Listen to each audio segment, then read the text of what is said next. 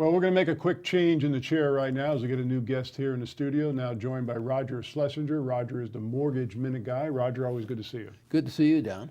Now, Roger, you've always been a huge proponent of the 15-year mortgage over the 30-year mortgage, and I know you brought some charts with us to look at, but tell us why you're such a big proponent of 15-year versus 30. Well, it starts with the first payment. The first payment on a 15-year loan, you have about 60 to 70% going to principal. The first payment on a 30-year loan, you have 76% going to interest and only 24% going to principal. Wow. And I say to people, how long do you think it takes for it to just be 50-50? So that half of it's going to principal and half of it's going to interest. 14 years and 1 month. Wow. So for the first 14 years of your loan, your primary payment is interest. Wow. Now what if they get rid of the mortgage deduction? You're in trouble. Yeah, well now you have 14 years of rent. Wow. You got to call it something, so I call it rent as the majority payment. Now, but let's just say, okay, you're happy with the 14 years and 1 month. Okay, 14 years and 1 month. If you had taken a 15-year loan, in 11 months you'd be done. Here you've got 15 years and 11 months to go. And the real money, everybody says, well, the real money is because you pay it off quick. No, right. The real money in the comparison between a 15 and a 30 is the fact that you have 15 years after you're finished.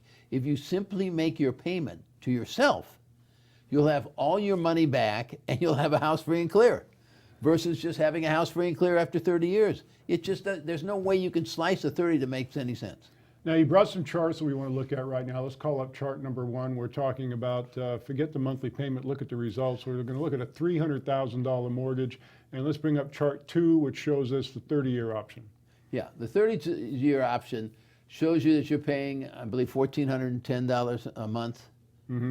And at the end of 5 years, you're down from $300,000 to about $270,000. So in 5 years, you have made this payment, and it's almost $100,000. This is about $90,000 that you make in 5 years, and you've paid off $30,000 of the loan. Wow, 60 grand worth of interest. Yeah. Let's take a look at the chart 3. Chart 3. Chart 3 is the 15-year, which shows you that your payment's more. It's $2,100 or $20,000, $2,070, I believe. I'm not looking at the charts. I'm trying to remember. And in 2 years, you pay further down on the 15 than you did in 5 years on the 30. So you eliminate more of the mortgage debt in 2 years of the 15 you did in 5 years on the 30. Yes, and your payments are only around, I forget, $600 more, right? Yeah, yeah. So if we look at the last chart, which basically that's a side-by-side comparison, people can see exactly what you're talking about. Right. Basically, you can take a 15 and you'll get more amortization for less money in 2 years than if you take a 30 where you'll get less amortization and more money in 5 years. It just doesn't make any sense. Now, when you're consulting with people, what's the main reason people want to stick with the 30? Well, they say I can't afford the 15. No, you can't afford the 30. That's what you really can't afford. We'll show you how you can get in the 15.